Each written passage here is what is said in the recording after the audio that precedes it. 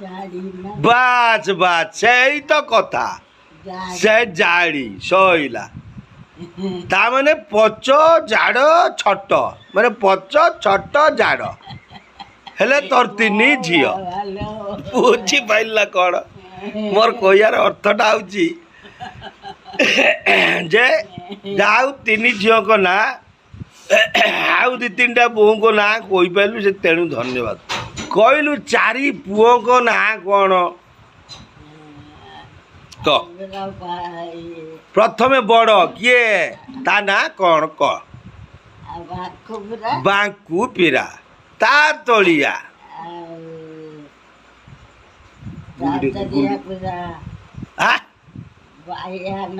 ନା ତା ତଳିଆ ମାନେ ବାଙ୍କୁ ତଳିଆ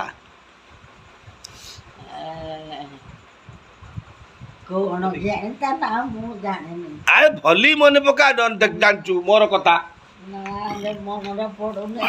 ହଉ ହଉ ଧରା ଯାଉ ତୁ କଲିକତା ଯିବୁ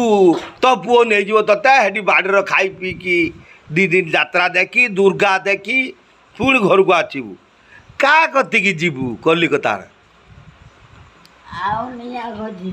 ତା ନାଁ କ'ଣ ମୁଁ ସେଇଆ ପଚାରୁଛି ମନେ ପକେଇବୁ ମନେ ପକା ପଡ଼ିବ ପଡ଼ିବ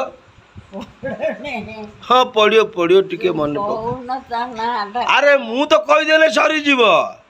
ତୋ ମୁହଁରୁ ଟିକେ ତ ଯେଉଁ ହସକୁଚି ମୁହଁରୁ କେତେ ସ୍ନେହ ଶ୍ରଦ୍ଧା ମୁହଁରୁ ଟିକେ ତୋ ପୁଅମାନଙ୍କ ନାଁ ମୁଁ ଟିକେ ଶୁଣିବା ପାଇଁ ଚାହୁଁଛି ତେଣୁ ଭାରି ଦୁଃଖିତ ମୁଁ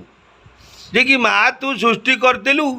ଚାରି ପୁଅଙ୍କ ନାଁ ଟିକେ କେତେ ଜଲ୍ଦି ତୁ ଧରିପାରୁଛୁ କହିପାରୁଛୁ ଡାକି ପାରୁଛୁ ସେଇଟା ମୁଁ ଟିକେ ଜାଣିବା ପାଇଁ ଚାହୁଁଛି ହେଲେ ବି ତୁ ତ ଅନ୍ତ ଫାଡ଼ି ଜନ୍ମ ଦେଇଛୁ ସମସ୍ତେ ସମାନ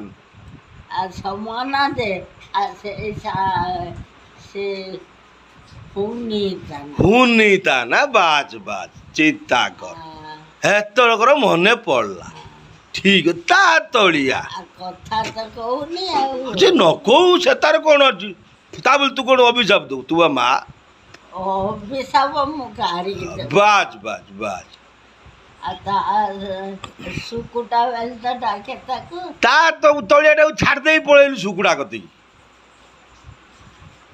ତା ତଳିଆ ମାନେ ହୁନି ତଳିଆ କିଏ ସେ ତ ବାଙ୍କୁ କହିଲୁ ବଡ଼ ତା ତଳିଆ କହିଲୁ ହୁନି ତା ତଳିଆ କିଏ